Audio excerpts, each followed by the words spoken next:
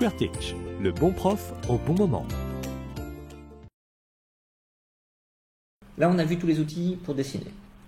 Maintenant, on va passer dans la partie basse de la feuille. Là, on a des boutons. Attention, ces boutons, moi, je ne les vois pas, parce que c'est vous qui avez le contrôle de la classe. Vous voyez en haut à gauche, c'est Ludivine qui a l'écran, et Stéphane, c'est un bonhomme. Si moi, je reprends le contrôle, vous voyez qu'en bas, les boutons disparaissent. Vous ne les avez plus. Oui. Vous pouvez reprendre le contrôle vous-même. Vous recliquez sur le petit bonhomme devant Ludivine. Voilà. Vous avez le contrôle. Alors, les boutons en bas. On va commencer par la droite. On a un bouton pour mettre en pleine page. Cliquez dessus. Ça permet d'explorer un document, vous voyez toute la page. Par contre, ça fait des gros bords gris sur les côtés. Maintenant, si vous cliquez sur celui juste à gauche, ça va vous mettre en pleine largeur.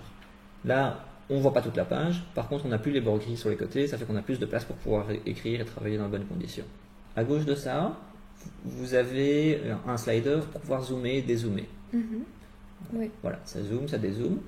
Alors là, vous ne l'avez pas parce que vous n'êtes pas avec une souris, mais quand vous le faites avec une souris, vous pouvez le faire aussi à la roulette de la souris. Encore à gauche de ça, vous voyez qu'on a un truc où il écrit 1 sur 16. Oui. Et vous avez une flèche à gauche et une flèche à droite. C'est parce qu'on est sur un document qui fait 16 pages. Et donc ici, on est sur la page 1. Et vous pouvez tourner les pages pour aller sur la page 2.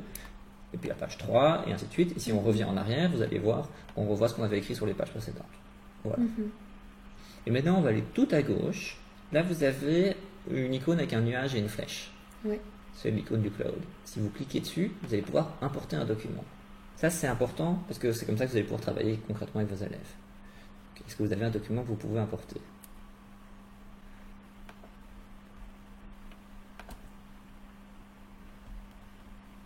Voilà. Donc, supposons qu'il s'agisse ici d'un document de maths. Je peux tout à fait remplir directement des réponses ou écrire des formules. Et alors, maintenant on va voir comment revenir au document précédent facilement. Donc, il faut que vous repreniez le contrôle. En haut à gauche, le petit bonhomme devant Ludivine. Vous cliquez sur l'icône avec le nuage. Et là, vous avez défaut.pdf affiché. Vous cliquez dessus. Et voilà, on revient sur le document où on était avant, avec exactement les annotations qu'on avait fait avant. D'accord. Si vous recliquez sur le nuage et vous cliquez sur le document que vous avez mis affiché, on va retourner sur l'autre document. Ok. Parfait. Voilà. Donc comme ça, vous voyez qu'on peut passer d'un document à l'autre et que toutes les annotations sont conservées. Donc ça fait que vous pouvez avoir un document avec la théorie, un document avec les exercices, un bloc-notes, jongler entre les trois, ça pose aucun problème. Ok. Alors, ce qui reste à voir. Vous voyez en haut à côté de la caméra, il y a une icône qui vous permet de partager votre écran. On ne va pas le faire maintenant parce que ça demande d'installer Java et un programme supplémentaire. C'est un petit peu plus lourd. Et donc en haut à droite, vous voyez qu'il y a une icône qui vous dit que la vidéo est enregistrée.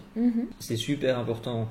Pourquoi? Parce que comme ça votre élève peut revoir l'enregistrement du cours. Ça fait qu'il n'est pas obligé de prendre des notes. Il peut revoir la vidéo du cours après le cours.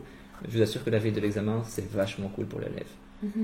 2, pour vous, c'est sympa, ça vous permet quand même de revoir vos cours, de voir si pédagogiquement tout ce que vous avez fait était bien. Enfin, la vidéo sert aussi de preuve que votre cours a bien eu lieu. S'il y a un conflit avec votre élève, qu'il demande d'être remboursé ou quelque chose comme ça, quand vous allez devoir discuter avec les administrateurs, le fait d'avoir la vidéo prouve que le cours a bien eu lieu. Et si, par exemple, l'élève dit que le cours a eu lieu, mais que le professeur était incompétent, en regardant la vidéo, on peut tout de suite voir si le cours a eu lieu dans de bonnes conditions ou pas. Voyez ça vraiment comme un outil pour vous protéger et prouver que vous avez bien fait votre travail. Ok. Pour l'aspect technique, pour moi, c'est bon. Est-ce que tout vous semble clair? Est-ce qu'il y a des outils dont vous auriez besoin qui vous manquent? Est-ce que vous voyez comment donner vos cours? Bah, ça me semble super clair en fait. J'ai pas de questions pour le moment. QWERTY, le bon prof au bon moment.